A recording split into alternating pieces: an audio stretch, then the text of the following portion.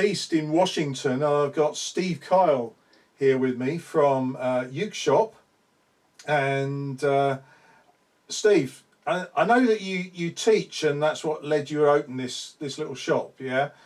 Could you tell us a bit more about your teaching, any online lessons, stuff like that? And what's your motive with the shop? Tell us a bit about what's going on here.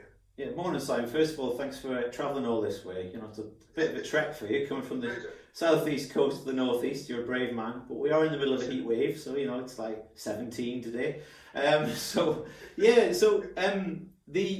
teaching, I started teaching ukes in schools a few years ago, and it was going really well, and I was 5 days a week. I was teaching every day. I was full every day, and then suddenly the government. A minister changed the curriculum slightly, and I found myself with gaps in my timetable. I was like, what am I going to do here? At this point, I'd moved from teaching general music to ukulele, and the music hub said, why don't you teach some adults? And I sort of looked at the lady and said, well, adults, it's a totally different beast, isn't it? She went, well, you can teach, can't you? I was like, yeah, but they'll be older than me. So I came off and I did one class, which was in association with the Arts Centre in Washington, where I'm based, and it felt all right. And I thought, well, this is okay. Time came on and went on rather, and basically I took on another class and then another class, and then the room I'm in now became available. Just to go back in the context there regarding the shop, so I'm advertising absolute beginners classes mainly in a local supermarket where I got most of my customers from, right next to the tills, and.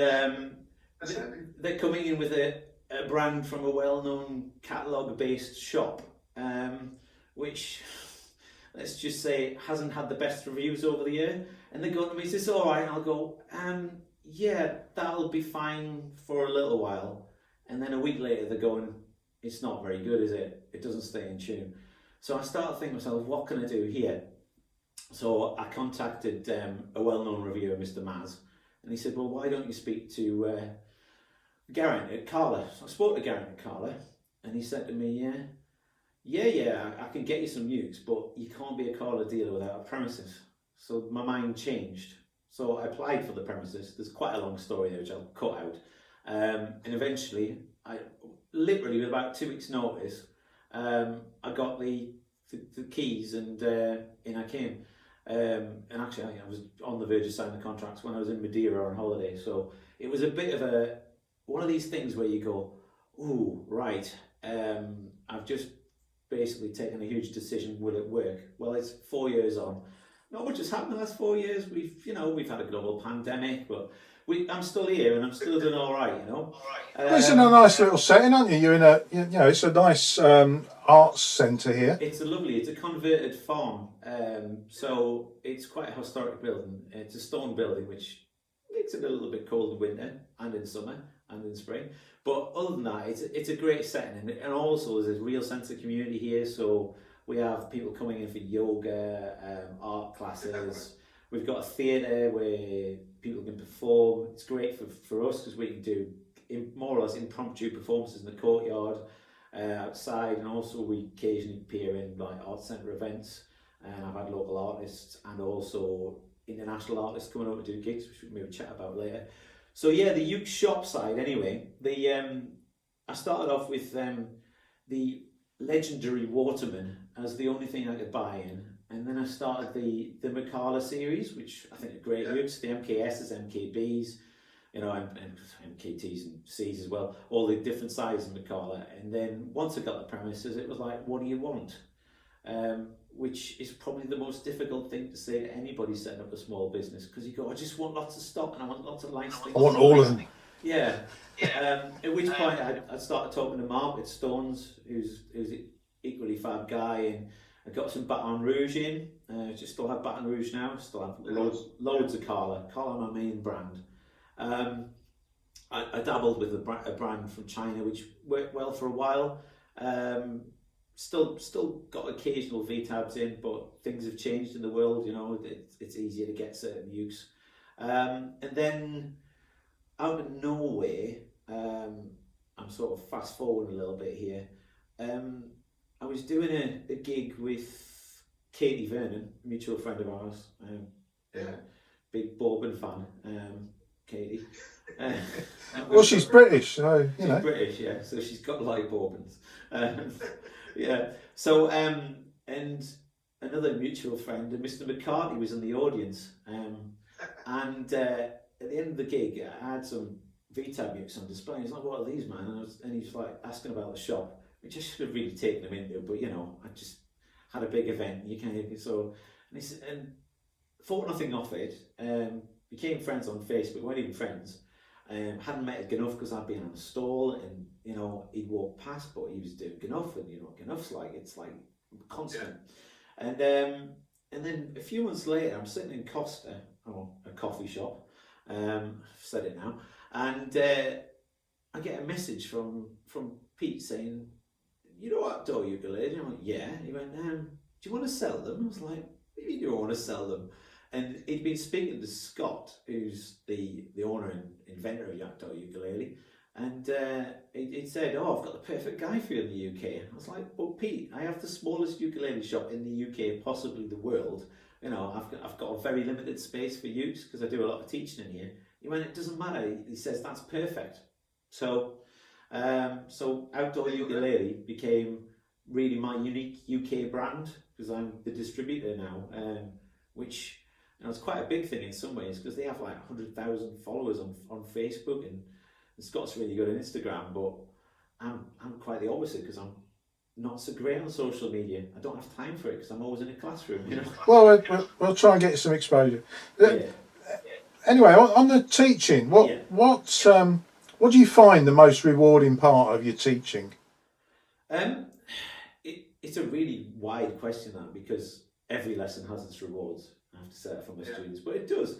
You know, it's been a different year, isn't it? You know, I have a totally different view on what is a success now, right? Particularly kids. You know, for some people, success is leaving the house at the moment. You know, but it is though. You know, your people are like, "Oh, can we go on Zoom?" So. Done a lot of Zoom teaching during the pandemic. Not so much now. I've got 2 or 3 lessons a week. It's always my emergency if I have to go, you know, back to Zoom. We do that as well. But I think the biggest success for any teacher is, first of all, seeing your pupils develop, no matter what age, right? And go back to the adults. You know, we'll touch on this later, no doubt. But barcodes, you know. Barcodes are the thing, aren't they? Right. So barcodes are always the elephant in the room when you're teaching a group of adults. So you'll say, "Oh, all right, we're going to play this today," and you'll put, you know, the chord sheet on the screen, and there's a couple of tasty looking barcodes there. It's like you hear, barcodes, and so during Zoom, I thought, well, they can't do that, right? Because they're all muted. So we went well into barcodes. Right, to the point that now you've got more control. Yeah, it's great. It's great because we're playing D, and we'll use like the D bar shape, and then next thing I know, they're playing a G bar shape and A bar shape, and they've played, you know, a 3-chord trick, but they've played it completely barred. So that's a huge success from adults' point of view. And yeah, there's still a few people that I'll quite honestly say, "Oh, I'm struggling with bar," and so we'll have a chat about bar, and we'll do all the things about fingertips and keeping your thumb to the left and all the top tips for barring. But strengthen that finger, innit? Yeah. Strengthen that finger. Yeah. It's like the anxiety towards barring seems to have gone. Now with my kids, it's totally different because just to give you context, back on the school thing. So this afternoon, sadly when I have to leave you to explore the local area, I'm going to go off to teach 2 classes of 6. Well, I've got classes of 6 to 7-year-olds. They're nearly all 7 now because they're year 2, and they've had an interesting year because I saw them, then I didn't see them, and I saw them again because of the situation in schools. So today we're going to hit C, A minor, F, big style as a refresh, you know, and then my older ones we're going to do similar kind of recap. But the ultimate thing for any teacher is seeing your pupils perform independently. You know, it doesn't have to be a Jake Shumbakuro arrangement, you know, giving them an opportunity to perform. So obviously, like I've been talking, it's been difficult to do that recently, but I've got kids now who are comfortable playing flat keys because they want to play a certain song. And my mindset now is let the kids lead the learning. If they want to learn Symphony by Zara Larsson, and you can persuade them to play it in flat key, right? Play in the original key, they'll do it because they want to learn it. So suddenly, an 8-year-old has learned 4 new bar chords, which become, and like I say, it's when they want to perform. And when I get a video, I'll get the odd video during the week from a parent saying, "Look at this," and that's great because that child is sat in the living room saying, "I want to record this." I think that's what I find. Necessity is the mother of learning. Yeah. Not just invention. It's when you've got a need to do it, then all of a sudden you learn it. If you try and just learn it for the sake of it, it's very difficult. Totally. I mean, the amount of times that I dodged tunes for years, I dodged keys for years, because as a school ukulele teacher, I only need 6 chords to get me through a year usually. Sometimes 7 or 8, and it's all in the key of C. And then suddenly you go, that doesn't work in the key of C because the vocals don't work. So you go, I'll teach you it in the key of G, and you start venturing around, and that's how we learn anyway. But but I spent far too many years in the key of C, I suppose. Don't we all? Yeah, we do. And now I'll quite often, just for a laugh, start a song in the key of E, and then go, all right, I know it's easier in D, but we just move down two frets, and then suddenly we're playing the same song, and everybody's going, oh, thank goodness for that. But really, they've just played the same shapes anyway. Going back. I'm learning keyboards at the moment, so I'm going through it all again, so I get what you mean. The thing is, though, you're always learning on it. Even you talk to top guys, Jake, James, George, they're always learning, because sometimes it's relearning something and realise when you learned it the first time, you could have learned it the second way, which I've done loads of recently. I've refound a lot of things, and I thought, oh, why didn't I think of that 2 years ago? The answer was nobody told me it. So yeah, as a teacher, you just want to see your kids performing, and ultimately you want to see them, you can have little light bulb moments where it can be a child who you've taught for a year who's had particular needs and walks up and plays a C chord. They get something out of it, yeah. And you go, that's amazing, because that's you showing progress. And I have a little thing with kids in classes, which I haven't been able to do this year because of restrictions, but the seat of success, and they come out and they have to sit on the seat and they're not allowed to say anything negative. And I'll say to them, you can play anything you've learned this lesson. They sit there and they'll play, whatever. And we all, make it a big deal. It's like their biggest solo performance. And it might just be a child comes up and plays a C chord. Doesn't matter, because ultimately, it's a start. Progress is progress, isn't it? If they didn't learn that C chord, they're not going to learn the next chord. So it's like when you're playing a group and it all goes quiet on an E chord, but they'll get there. Yeah. Well, yeah. Or the leader has to plug in and play really loud. Yeah. Oh, I think I'll get my special uke out for this one. So back onto the shop. I mean, you mentioned some of the brands. Just give us very quickly a summary of the brands that you have. Yeah. So as I said, I'm a big Carla dealer. I've had loads of Carla, and I think that's because Carla is such a huge brand with a diverse range. So we go from like the new Ukedelics at 30 quid up to my dearest Carla we'll talk about later at the moment. And then I've got Baton Rouge, which are German based and distributed by Lovely Market Stones, and they've got quite a decent range of ukes as well. Outdoor uke is, as mentioned earlier on, Octopus, a great entry level uke for kids, schools, adults as well. They realised that not every uke needs to be bright and colourful, so they did a sort of a laminate mahogany range, which looks quite classy and sounds decent as well for the money, and it's just having the right sort of ranges in, so that you can confidently say to a student who walks through the door, you don't go, oh yeah, it's your first lesson, is a kind of lately. You go, right, this'll do you for a good while. A lot of people now though tend to go, well, actually, can I go up a price range? Which is always the salesman's favourite thing. It's like, well, I don't want that one anymore. Sell up. I think I'll go up because I'd rather have one that lasts a couple of years. So yeah, I haven't got a wide range of brands these days, simply because in the last year, and I keep mentioning it, and I'm trying not to mention it, but we have to, don't we? It's another elephant in the room. It's been difficult to get stock. It's also been very risky buying stock. You know, you think you've got a deal on something, you think the whole world's going to want to buy it, and you'll fast forward and you're thinking, it's still there, and it looks at you. You know, like you walk in the room and it's like, I'm still here.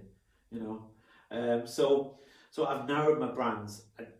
In time, I'll probably expand again, because particularly, you know, there are some distributors that have 3 or 4 brands now, which I'd love to get my hands on, and I see them all over the place.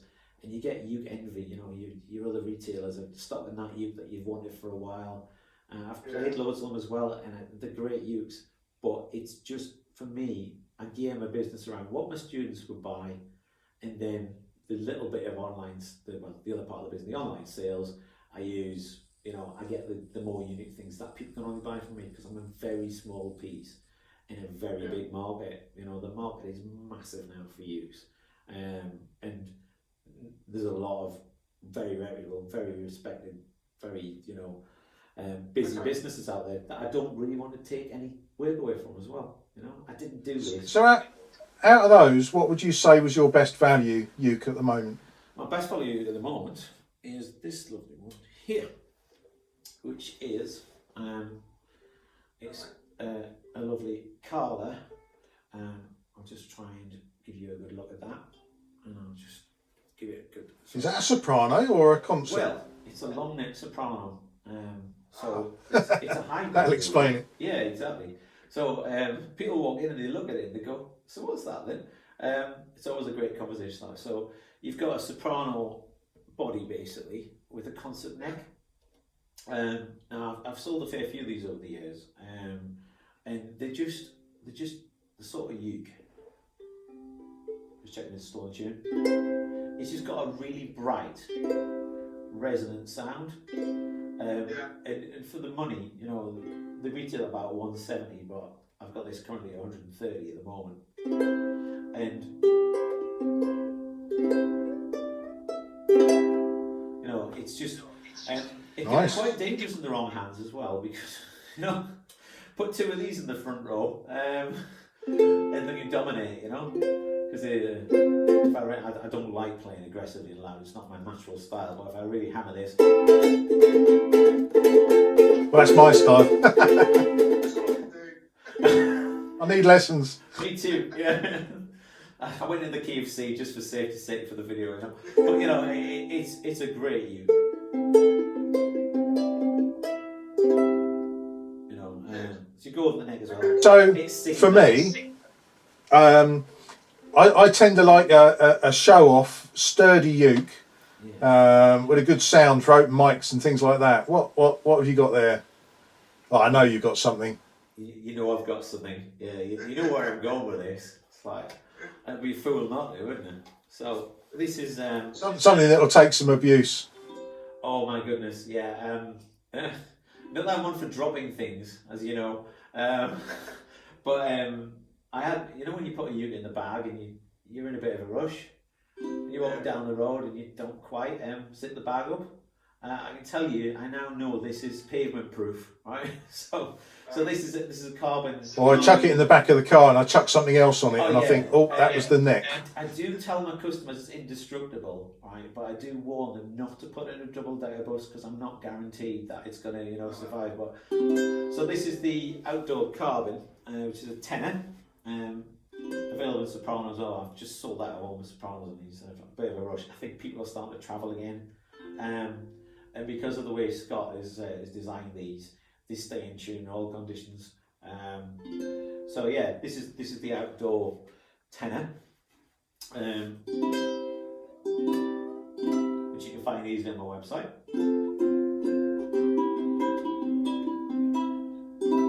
It really sings when it's picked. So can I get that with a pickup to special order or something like that? You can, yeah. Special orders always are tricky, because I tend to order in 2-3 monthly windows, depending on how stock flies. You know, sometimes it'll go out, sometimes it takes a while. But yeah, you can get it with a pickup built in, because you've got to be very brave with the drill. when you're with any uke. But I think if you're going to take a drill into a carbon fibre uke, you've really got to know what you're doing. So this has got, it comes with a K&K pickup, which is a great pickup.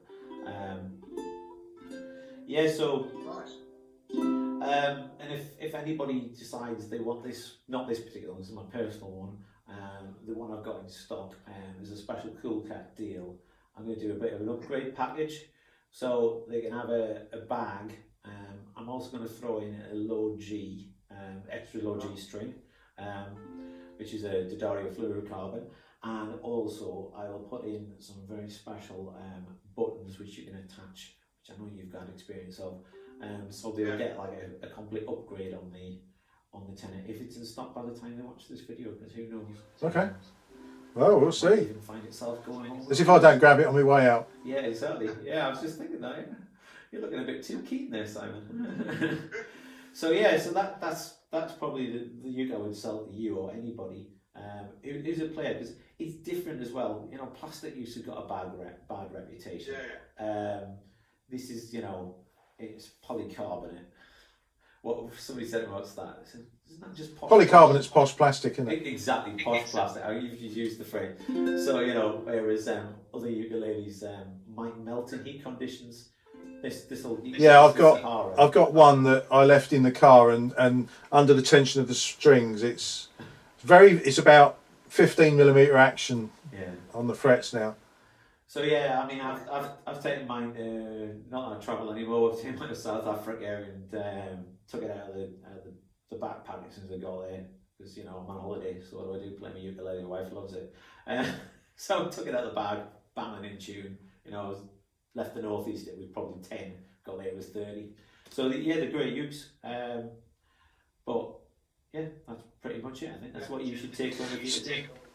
So back on the teaching quickly. I mean, I've got a video on the Cool Cat Ukes website about barring, and trying to get, because I think when people get barring, there's an aha moment all of a sudden, and they go, now it makes sense, and you've just got to invest some time to do the barring, haven't you? But have you got something else that we can benefit from? I think barring's a given. Barring's the one that I was going to. Well, you're going to stick with that? To a point. I don't even know if this is unique, right? Because this was something that it was a unique moment for myself. And I know a lot of my beginners who are now sort of in that massive void of intermediate players. What is an intermediate player? They're no longer a beginner, but what's a beginner? So what I do when I do the long bar, and I'll just make sure it's nice and each. There is, I deliberately leave all 3 fingers on now. Do you do that? No, I should do. Right. Because that lets me go to, if I'm playing D that way, then I can go to D major 7 and then D7. Absolutely, right. So I did this because I always say to the kids, you've got 2 types of pinky, right? You've got a pathetic pinky and you've got a powerful pinky, right? And my pinky, my little finger, was pathetic, right? So when I stretched over, I'm going to try and play this badly, which is always hard on the camera because you end up playing it right, but that was happening. I was like, well, what's going on here? Now, psychologically, I felt like it was better when I did that. But then I went, hang on a minute, this is my Eureka moment. Major 7, 7, 6. Okay, so if we're D flat. We talk about D, but we're just going to flatten it. So there's D flat. Take that finger away. D flat major 7. Take it away. D flat 7. D flat 6. Not that we ever need that, because But then obviously it goes up the uke. And obviously E, E7. Other versions are available. So it was just a huge eureka moment for me, which I think some of my students. So we're now looking for an F major 7, which is always a funny one on the uke, 5th fret. Why not play it like that? Which is better, I don't know. It's one of my chords that I go, which one do I want to play there? And boys and girls, it looks good. It does, doesn't it? Yeah. We all like, we like we know what we're doing. Yeah, it's like, F major 7. What are you doing there then? The conversation started at a festival or a jam or something. oh, do you not know about this? Oh, I'm going to say, you know, you can get at least 10 minutes out of it. They've probably gone to the bar 5 minutes into it, but you know, you just keep talking. But yeah, that's my eureka moment. The other thing I would say is to all people that are learning, this is kind of a gimme, right? And some people are classed as controversial. Find yourself a teacher, you know. YouTube is great, but YouTube is not organised, right? Not all ukulele teachers are always organised. My students are laughing at this now as they're watching it. But you know, it's kind of like you can go on YouTube and you go, right, I want to learn to play the ukulele, and you see the word beginner, and before you know it, you've got a song with 9 chords, right? Or you've got a 3-chord song in the key of E, you know, and it's like that's your first ukulele lesson. A good ukulele teacher will guide you through. And I have a really massive curriculum now, which gets bigger and bigger every year, which starts with C, and it takes you, you know, I haven't actually really rewritten it with all the barcodes and that I've been doing during Zoom times, but it takes you in a logical order so that you can learn to play songs quickly. And the other thing is, don't learn the song, learn the chords, then learn the song, right? Because we rock up to an organised, you know, I'll put something on the screen, and before I know it, like within a split second, somebody started playing it. I'm like, whoa, wait, you know, let me teach it. And I'm like, but that's so and so. Yeah, but look at the bottom of the page, like, oh, right, I see that. Oh, that's why it's there. You know? What are you going to do when we get there? Yeah, so it's just a case of, you know, chords first. The other thing, this again is like, this is the dullest thing you can do on a ukulele, I think, probably. But, you know, this just, I don't know. Hope I'm going to play well for the camera. Well, I want to learn the G bar, right, from the D bar. Okay, so I imagine this is my first lesson here. So I'm playing the D. And I got the G and it's like, oh, wait a second. Right? So first thing is tempo, right? Don't try and play the song at the right speed straight away, you know. Don't jam along with the original artist at the original speed and expect to be there at the end of the song with them, because they've probably finished by the head of you. Or you've got to sit and stop it and go, no, I'm not learning that song anymore, which we all do. I've got to do something else. And it's a case of just literally training the fingers. So I'm going to do the D, and I'm going to switch to the G, and I'm going to do that sometimes, right? My wife will verify this 100 times maybe, until I've got it absolutely clean, and then I'll put it in the context of the song and break the song down as well. What's the next sequence? So learn the chords. And you get the muscle memory in your fingers, don't you? And then it just sort of happens. Don't, and this is for my students as well, don't start singing it before you can actually play it, because you're multitasking at a really high level then, because you're reading the lyrics, right? Yeah. You've got to know the melody, which is often the problem, isn't it? Because we sing what we think we know. So you're probably going to sing it wrong. So there's a starting point. And then ultimately you're going to end up playing it wrong. And you're saying to yourselves, well, I don't know that chord, but it's all right. I know the song. So what I'll do to make it easy to play that chord is I'll read all the lyrics, sing the melody. Sometimes you've got sheet music, so I'll read the sheet music as well. And I'll keep in time with everybody else. And I'll play it perfectly. And I've only just seen it 3 seconds ago. You tell me anywhere in the world who does that, and I'd like to meet them, you know? So it's learning how to learn as well, you know? It's like, don't just assume you're going to learn that song in sometimes a day, a week, a month. We've all got a song that we've been playing for over a year. Some of the songs that seem easy, they're actually really tricky. Yeah. And Ed Sheeran's got some really weird sort of cross rhythms. Yeah. The songs are just 4 chords round and round, and they look really simple, but then you actually try and play it and you go, Here's one for you. Let It Be in the key of C. Right? You've all played that, haven't we? The bridge and the bridge where it changes chord every beat, more or less. Right? And you've got them all. You go dun dun dun dun dun dun dun dun dun. Right? Really, it's a beginner's song in terms of it's in the key of C and it only has certain chords. I tell you what, you try and play that tight with others, right? And you've got the harp effect going on usually in the room. So, you know, it's find the right material, find a teacher, and be patient with yourself. You're not going to become the next Jake Shimabukuro overnight. or whoever you want to be, you know. It's going to take time and years, and I'm still now, as a performer, which I do very little of, I'm still not that brave with my choices, you know, because I want to play something well, and I'd rather play something that I don't have to think too much about perfectly, than try and play something that's going to have that moment in it where we go, oh, this comes out all right. So be realistic. And if you want to play the key of C, you want to play Three Little Birds, but you can play it brilliantly. Everybody knows it. They'll clap, they'll sing along. Yeah, they sing along, they're happy. That's what you're doing as a performer. You're giving the audience something they want. They don't want to hear a version of some obscure song like, you know, nobody's heard. Just because it looks really clever, you know, or it sounds really clever. So, you know, there's quite a lot there, but the top tip is the bar tip. But I think there's a lot of people that just want to learn too fast. And as a teacher, you've got to get the pace right long term. But We're all impatient. I'd like to think, well, yeah, I am as well. You know, there's still about 5 or 6 Bowie songs that I'm determined to learn. But every time I get them out, I go, no, not today. You haven't got time. You know, so. So where do we contact you for the shop or lessons? I'll put that on the bottom of the screen here. Yeah, so on social media, which I've already looked at, I'm not great at, but I do get back the messages when Facebook lets me see them really quickly. So you can use Uke Shop UK as my shop. Uke School UK is my teaching. I've got pages on Facebook. They're probably not as up to date as they need to be because I need time to do all that at the moment. Twitter, I'm Uke Shop UK and Uke School UK.